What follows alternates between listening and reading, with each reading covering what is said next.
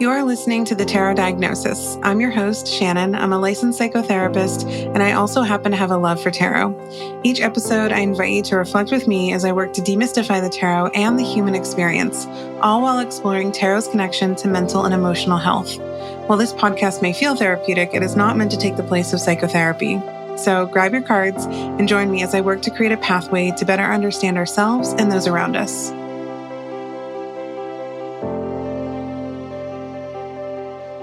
Before I jump into today's episode, I want to give kind of a personal disclaimer, I guess. So I actually prefer to work with tarot from a more gender neutral standpoint. So what I'm going to do today is exploring very hyper specific female/mothering themes. And to be honest, it feels super outside my comfort zone.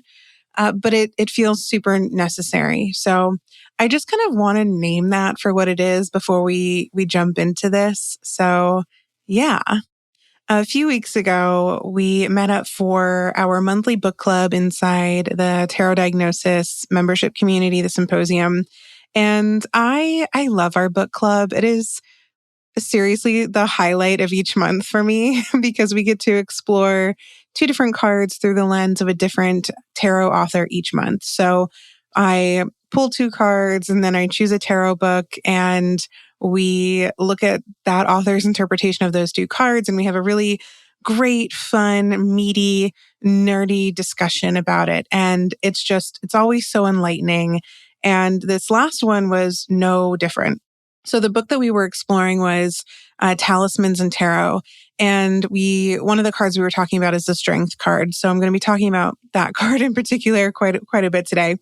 But there was a line in the book about strength that references the female figure in the card. And the line was, quote, "Like a mother calming an agitated child, she soothes, but she doesn't put up with any nonsense, snarling or biting." Now, there isn't anything inherently wrong with this description. You know, tarot is a tool of projection, and anyone who writes on the tarot is projecting a part of themselves onto their interpretation. However, this line did not sit well with some of us. In fact, the whole reason this episode is happening right now is because one of the community members, shout out to Darcy, in response to that line in the book, very kind of sternly said, quote, "The tarot doesn't need another mother," end quote.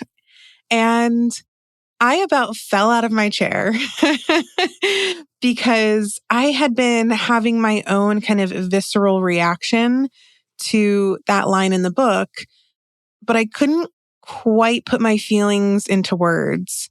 And Darcy did that just so wonderfully for me. And I just couldn't stop thinking about it. So a few days later, I end up going through my Rider-Waite-Smith deck, my tarot vintage deck, and I'm pulling out any card that someone might reference a mother or mothering, or at some point I've seen someone reference it or talk about it through that lens. And I ended up pulling out 15 cards where I feel like someone at some point has made a mother reference. And I said, okay, well, I need to also do the same for father references. And I could only pull out 8. And of those 8, 3 of those cards also belonged to the mother pile. So yeah, probably more than double if I don't include the other 3, but like almost double for the mother references. So I sat with these cards and this experience of the book club and realized there really is this kind of collective reflex in the way that female figures, specifically in the tarot, are kind of flattened into maternal archetypes. And this is regardless of what's happening in the card, regardless of the context, the symbolism, their posture, whatever, how they're functioning. And, just specifically talking about the strength card, it became a mother who is soothing someone. We look at the Empress as this kind of like beacon of reproduction. The queens are all framed as nurturers in some way before they're ever viewed as leaders or teachers or strategists. Even figures who are more solitary or maybe more boundary oriented, think about the Queen of Swords, for example, are all kind of routinely, automatically interpreted through this caretaking lens, which is almost always then associated with some form of mothering or motherhood. And the reality is, this isn't just a tarot problem. I mean, this is a cultural problem because, like I mentioned earlier, tarot is a tool of projection. It mirrors any of the kind of internal, psychological, emotional material we bring to it. And when we consistently read women as mothers, even when motherhood is not even symbolically present, we are witnessing the persistence of a patriarchal narrative. And that narrative insists that women's value lies solely in their capacity to take care of others.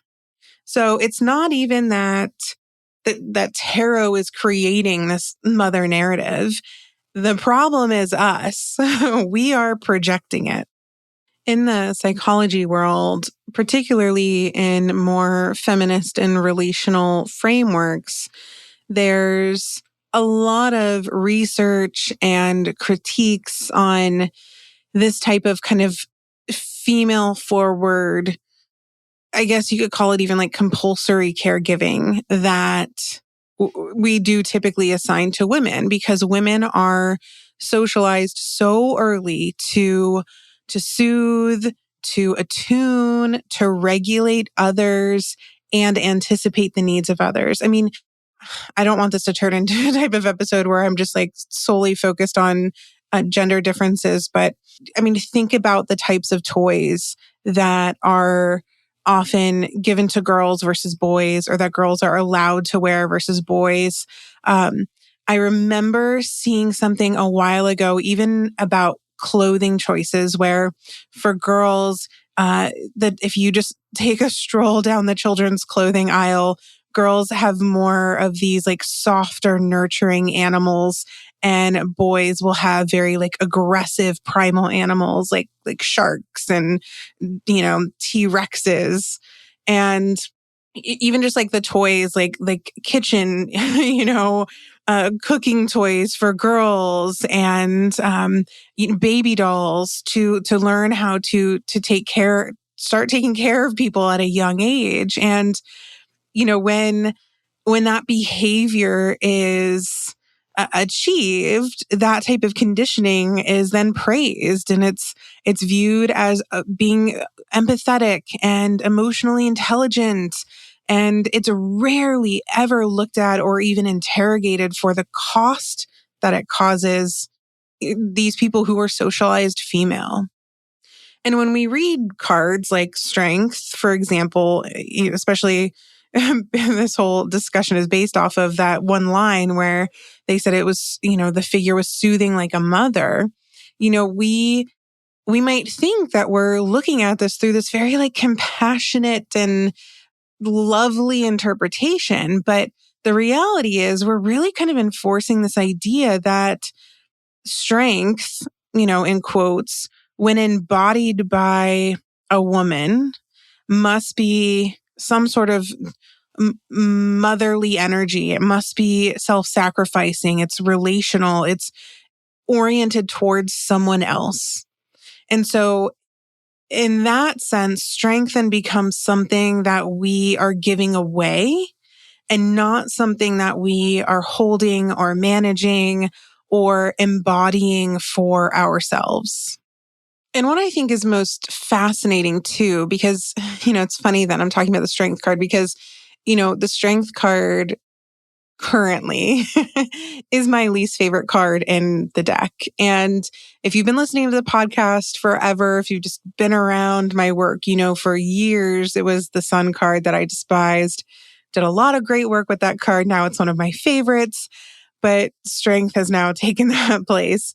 And I think it's because I have my own kind of fraught relationship with my own projections onto this card. And I've been looking at it through a very specific framework lately that has nothing to do with what I'm talking about now. And it's interesting because in its most kind of grounded psychological form, strength is absolutely not about mothering others into submission or resilience or whatever, or soothe or mothering them into a soothing capacity. It's what I personally feel lately, and my interpretations change all the time because again, tarot is a projective tool. But I think right now I view it through the lens of regulation.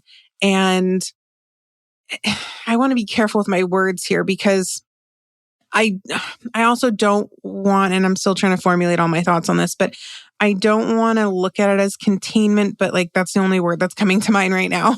More of like trying to kind of control our reactions. Maybe that's a little bit better.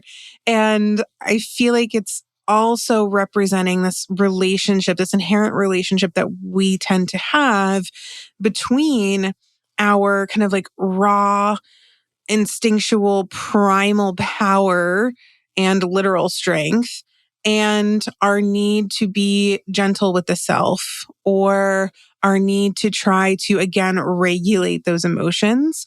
So it becomes more about like personal boundaries, knowing when we need to engage, when we need to be a little bit more forceful, more strong, and when we need to maybe temper that, withdraw a little bit, maybe not dominate so much.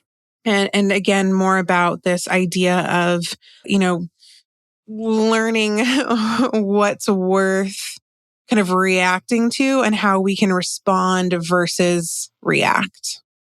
So you can probably tell, like I'm I very much struggle with this card. And honestly, maybe because it's so easy at its core. I mean, it's just strength, like be strong. And that does kind of annoy me. So yeah, there's I think a lot of different things happening in my brain right now, but I think I get most frustrated when we dilute this card and look at it only through the lens of like the name of the card, or when we do what's happening now and look at it as a form of mothering, because we also reinforce that cultural expectation that in this particular case, because I'm talking about it in such a gendered way, that women's inner resources exist solely for others, for communal use, for some sort of opportunity to self-sacrifice. And that's incredibly detrimental because then we become kind of solely focused on the concept of caretaking, motherly energy, and how it's reserved solely for others to consume. And I think this is also where female autonomy gets kind of blurry too. Because earlier I was talking about how I'm currently trying to view this card through a different lens and how it might also be about discernment in terms of like when to engage versus when to, withdraw. And yeah, just kind of like, I don't know, to be super cliche, like knowing when to roar or when to maybe temper the self. And, it's being in tune with those most primal aspects of who we are as humans. And again, learning how to respond rather than react. In fact, if we really want to mother this card, maybe we should call it female rage. The rage, the primal instincts that we're not allowed to express, because the insidious outcomes of maternalizing tarot really is how it distorts our relationship to power and how we're allowed to use our voice and how we're allowed to use our true inherent strength, which so many people are afraid of. Because if we're viewing strength in this context as soothing and calming or mothering, then it becomes safer to other people and it becomes more palatable. It becomes socially acceptable femininity, which is the complete opposite of female rage.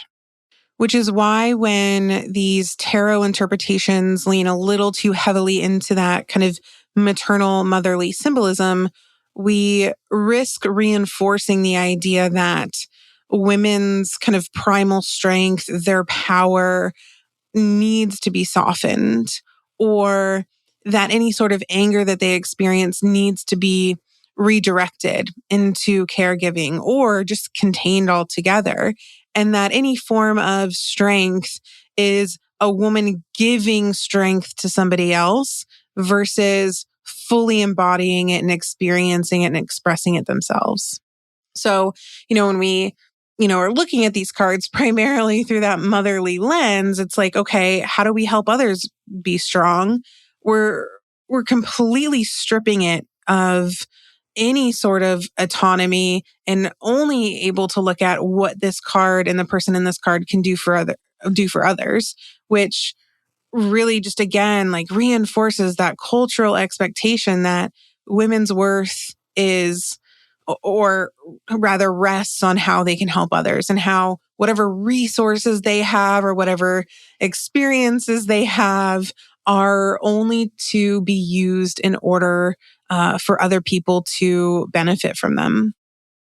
And really, I mean, this kind of just continues to spiral because we could even look at this then, because again, this is kind of a collective projection that happens with these cards. And so if we're looking at it through a collective lens, we have to shift more towards the sociological aspect of it and how, from a sociology standpoint, this reduction of women solely to mothers, symbolically or honestly, literally, serves a really specific function in our world. It keeps women oriented towards caretaking rather than growth or transformation.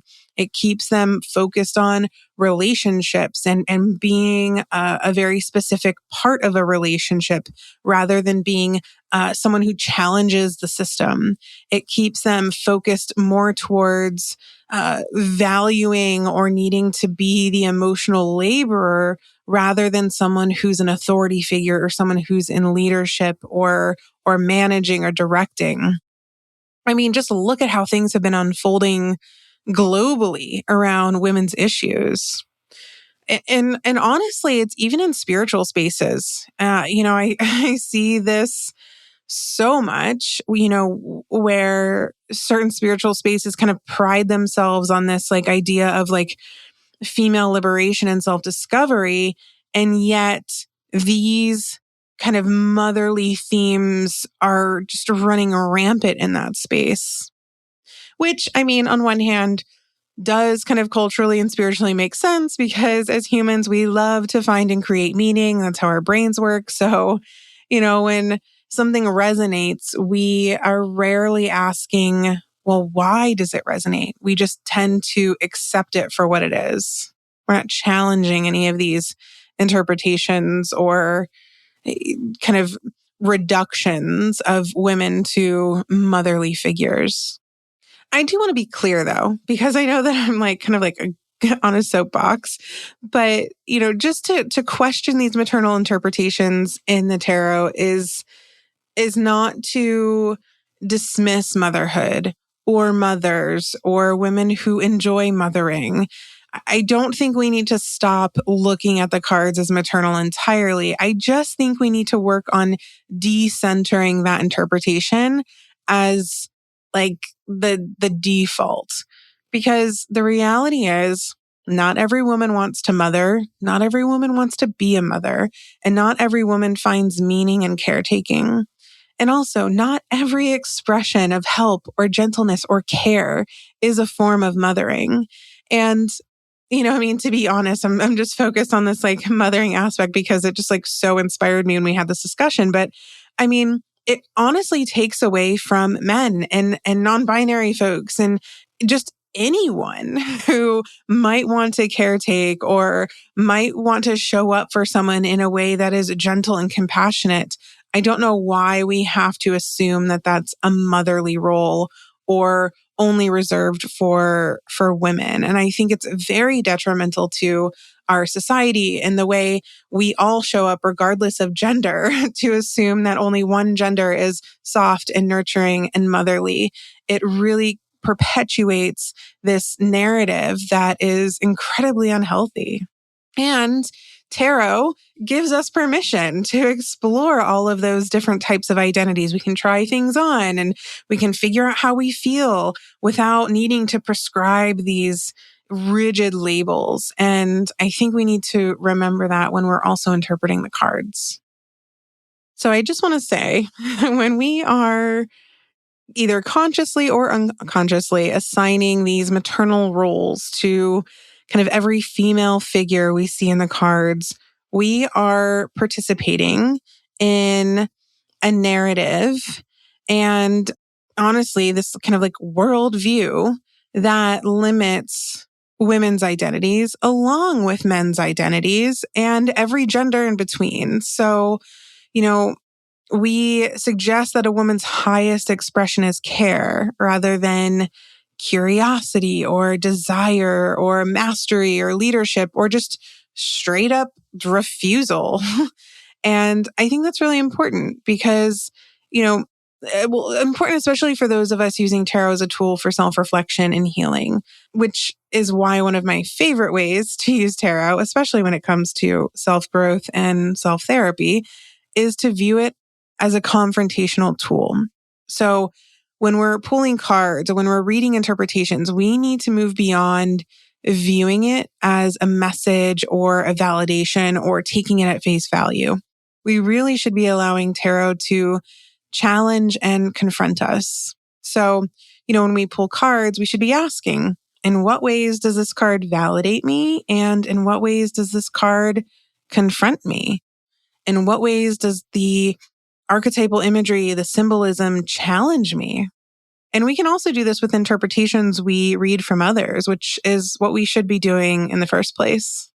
So next time you pull a card or you read an interpretation in a book, I am going to challenge you to ask yourself, in what ways is my own projection or interpretation of this card confronting and validating? And in what ways is the interpretation that I'm reading or just the imagery in general validating and confronting?